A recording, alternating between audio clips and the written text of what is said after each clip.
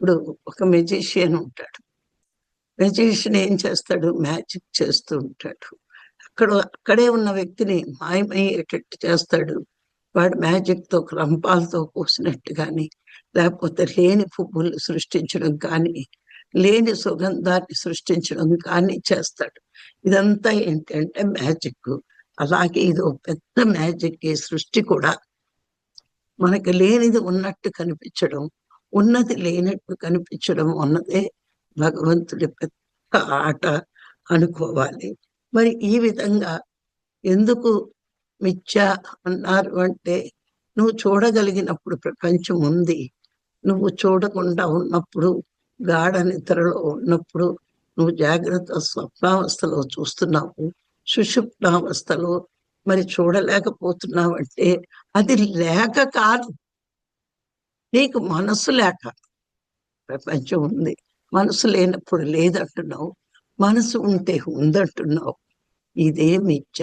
కాసేపు ఉండి, కాసేపు లేకుండా ఉండడమే మిథ్య. అద్దంలో ప్రతిబింబంలా. అద్దంలో ప్రతిబింబం ఉంది, కానీ తేడాగా ఉంది. అద్దం పక్కకు పెట్టేస్తే లేదు ప్రతిబింబం. అద్దం చూపిస్తే ఉంది.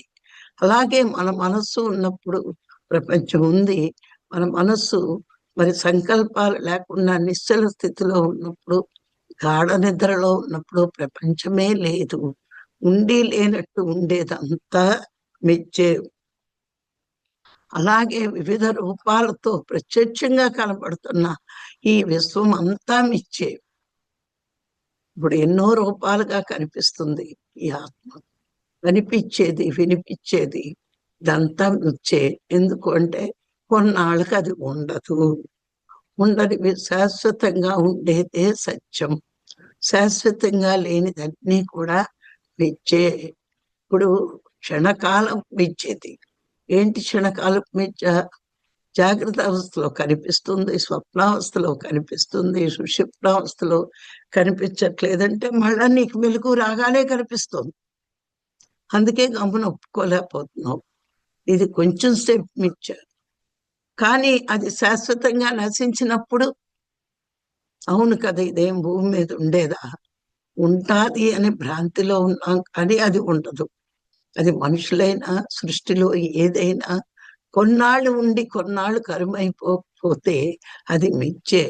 శాశ్వతంగా ఉండేదే సత్యం అని శంకరాచార్యులు చెప్పడం జరిగింది.